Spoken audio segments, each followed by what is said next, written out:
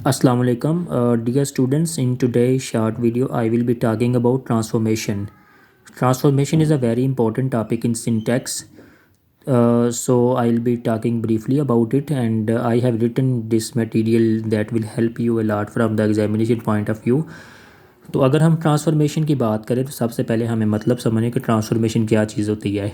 Transformation का देखिए आम सा मीनिंग ये होता है कि एक फार्म से दूसरी फार्म में तब्दील हो जाना, ठीक है। तो लेकिन लिंग्विस्टिक्स के अंदर इसका मतलब होता है कि यानी जुमलों को, सेंटेंसेस को एक शक्ल से दूसरी शक्ल में तब्दील करना, लेकिन उनके मीनिंग में कोई बुनियादी तब्दीली नहीं की जाती, ठीक है।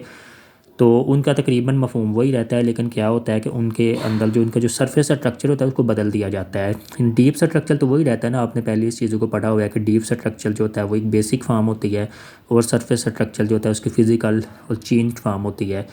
तो ये आपने देखा होगा कि यानी जब हम ट्रांसफॉर्मेशन जनरेटिव ग्रामर पढ़ रहे हैं तो उसमें हमने एक लफ्ज़ है ट्रांसफॉर्मेशन, ट्रांसफॉर्मेशनल। तो ट्रांसफॉर्मेशनल का मतलब होता है ट्रांसफॉर्म करना, ठीक है। तो जैसे नोम चॉम्स्की कहता है ना कि उसकी जो ग्रामर है वो ट्रांसफॉर्मेशनल भी है और जनरेटिव भी है। और ट्रांसफॉर्मेशनल कैसे है कि वो एक जुमले के दूसरे जुमले में तब्दील करती है, ठीक है।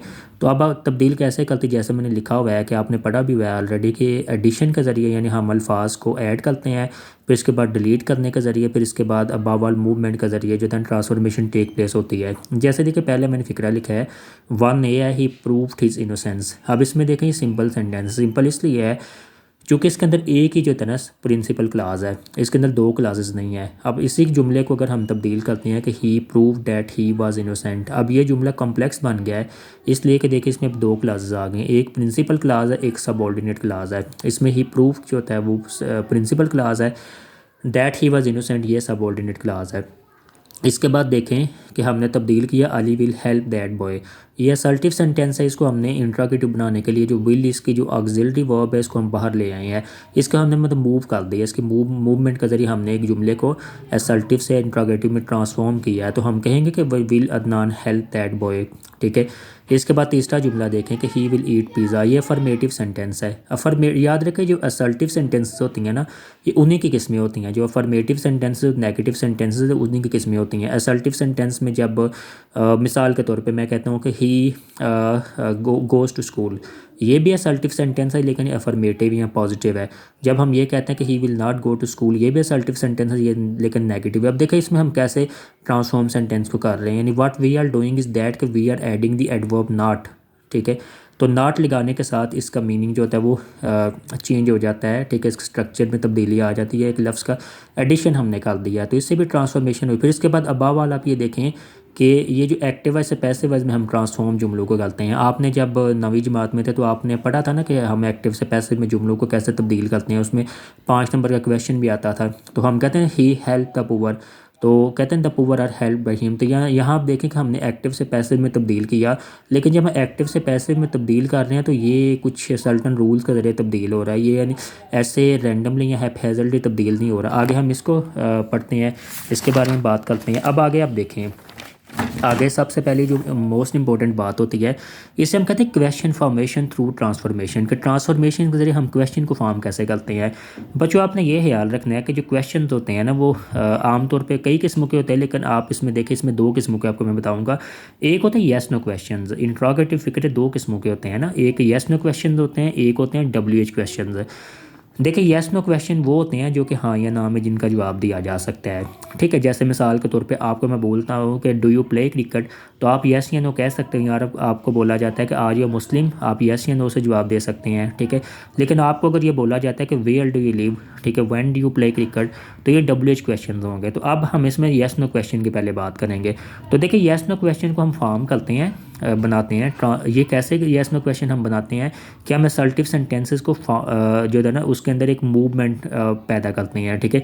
उसे हम आक्स मूवमेंट कहते हैं। आक्स का मतलब है ऑक्सिलरी मूवमेंट। अब ऑक्सिलरी कौन से अल्फाज होते हैं, ये जो वर्ब्स होते हैं ना, जो हेल्पिंग वर्ब जिनको हम दूसरी सादा ज़बान में कहते हैं हेल्पिंग वर्ब्स, इनको ऑक्सिलरी वर्ब्स कहा जाता है। जैसे will, would, shall, should, can, could, may, might. इसके बाद देखें डू, डज, डिड वगैरह, ठीक है। ये जब बतौर हेल्पिंग वर्ब के तौर पे इस्तेमाल होते हैं तो इनको हम आमतौर पे ऑक्सिलरी ऑक्सिलरी वर्ब भी कहते हैं। तो यहाँ हम क्या करते हैं, यहाँ हम उसकी जो ऑक्सिलरी होती है ना असल्टिव सेंटेंस की, उसको हम मूव कर देते हैं, इसकी मूवमेंट करते हैं, इसको हम ऑक्स मूवमेंट कहते हैं। जैसे देखिए मिसाल के तो इसमें मैंने ये लिखा हुआ है कि we use a special arrow, ठीक है, to indicate that a constituent can be moved, यानी इस तरह का हम एरो जो है ना इस्तेमाल करते हैं। जैसे देखिए जुमला मैंने बनाया है कि the boy will help the man, ये अब असल्टिव सेंटेंस है। देखिए इसमें असल्टिव है, अब इसको हम इंट्रोगेटिव में येस नो क्वेश्चन में कैसे तब्दील करेंगे, हम इसकी जो ऑक्सिलरी होगी उसको हम मूव कर देंगे ऑक्स मूवमेंट के ज़रिए। तो ऑक्स मूवमेंट क्या होती है कि जब हम उसकी ऑक्सिलरी को जुमले के बाहर ले आते हैं। जैसे देखिए कि will the boy help that man, ठीक है। अब इस जुमले को देखें कि मैंने इसका पहले तो एक्टिव में लिखा है कि वन ए को लिखा है एक्टिव है इसके अंदर, तो यही है ना कि सब्जेक्ट है। उसके बाद अब देखें सब्जेक्ट आपको sorry sentence you can say it consist of a noun phrase and a verb phrase, ठीक है।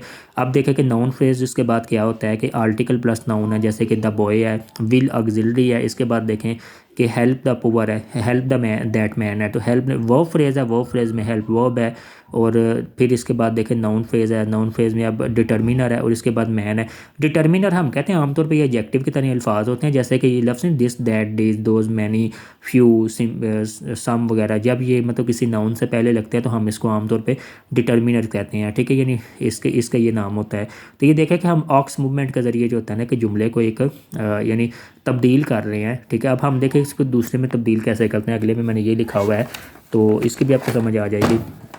ये देखें नेक्स्ट, अब अगला जुमला देखें, अगले में हमने इसको क्या किया, तब्दील किया। तो क्या लिखा है कि यानी इसमें सेंटेंस है, सेंटेंस से पहले ऑक्सिलरी अब हमने पहले क्यों लगाया है, क्योंकि ऑक्स मूवमेंट के ज़रिए हमने ऑक्सिलरी को उठा के बाहर ले गए हैं। इसके बाद वही स्ट्रक्चर आएगा, नाउन फ्रेज आ जाएगा, वर्ब फ्रेज आ जाएगा। इसके बाद अब देखें कि यानी ये तो अब इसका ये रूल पढ़े, जो सबसे ज़्यादा अहम बात है यहाँ आपके लिए वही कि रूल पढ़ने के। रूल को देखें, ये रूल क्या होता है, जब हम एक असल्टिव सेंटेंस को हम इंट्रोगेटिव सेंटेंस बनाते हैं तो हम क्या करते हैं, असल्टिव सेंटेंस का स्ट्रक्चर क्या होता है कि एन पी मतलब नाउन फ्रेज और उसके बाद ऑक्सिलरी, उसके बाद वर्ब फ्रेज आता है। जैसे कि जुमला लिखा हुआ है कि the boy help that man, यानी द बॉय नाउन फ्रेज है, इसके बाद विल क्या था, विल इसमें ऑक्सिलरी था और दैट मैन क्या था, ये वर्ब फ्रेज था, ठीक है। तो अब इसको जब हम तब्दील करते हैं, इसको ट्रांसफॉर्म करते हैं हम इसको इंट्रोगेटिव सेंटेंस में, तो फिर फ़र्क सिर्फ इतना आता है कि जो ऑक्सिलरी होते हैं वो बाहर आ जाता है, ठीक है। ऑक्सिलरी को बाहर ले आएंगे, उसके बाद फिर नाउन फ्रेज आएगा, वर्ब फ्रेज आएगा, जैसे कि ऊपर की एग्जाम्पल से बिल्कुल आपको वाज़ेह नज़र आ रहा है। इसके बाद बहुत अहम बात है जो पूछी जाती है आमतौर पर, उसे हम कहते हैं पैसिव ट्रांसफॉर्मेशन। देखिए आपको पता है कि एक्टिव वॉइस होते हैं और पैसिव वॉइस होते हैं। अब हम देखें एक्टिव वॉइस का स्ट्रक्चर क्या होता है। एक्टिव वॉइस के स्ट्रक्चर का ये होता है कि नाउन फ्रेज वन, ये वन मैंने छोटा सा लिखा हुआ है नाउन फ्रेज के साथ, उसके बाद वर्ब आता है, उसके बाद नाउन फ्रेज टू आता है, ठीक है। दो नाउन फ्रेज यूज़ होते हैं। जैसे देखिए एग्जाम्पल से बिल्कुल वाज़ेह है कि the writer wrote a book. अब आप इसमें देखें कि द राइटर है, राइटर नाउन फ्रेज वन है, उसके बाद रोट क्या है, वर्ब है, उसके बाद अ बुक क्या है, वो एक नाउन फ्रेज टू है, ठीक है। जब हम इस स्ट्रक्चर को पैसिव वॉइस में तब्दील करते हैं तो पैसिव वॉइस का स्ट्रक्चर क्या होता है, वो होता है कि नाउन फ्रेज टू जो होता है वो नाउन फ्रेज वन बन जाता है, पहले आ जाता है, उसकी जगह आ जाती है, यानी मूव हम निकाल दिया ना कि मूवमेंट के जरिए। उसके बाद बी आ जाता है। बच्चों बी का मतलब होता है, पैसिव वॉइस में हमेशा बी इस्तेमाल, बी का मतलब होता है is, am, are, was, were, will be, shall be, ये सारे बी होते हैं, ठीक है। यानी बिन को भी हम बी कहते हैं, ठीक है। तो अब देखें नाउन फ्रेज टू आ जाता है, उसके बाद बी आ जाता है, बी के बाद वर्ब, वर्ब बाद ईडी का मतलब होता है कि वर्ब की तीसरी फॉर्म आ जाती है, ठीक है। यानी अब बाज़ वर्ब आप ये भी कहेंगे कि जो ईडी पे ख़त्म नहीं होते वो इरेगुलर वर्ब्स होते हैं, लेकिन ईडी का मतलब आप ये यहाँ ये ना समझे कि यानी इसमें ईडी वाली तीसरी फॉर्म आती है। आप ये समझे कि इस ईडी का मतलब है तीसरी फॉर्म आती है, ठीक है।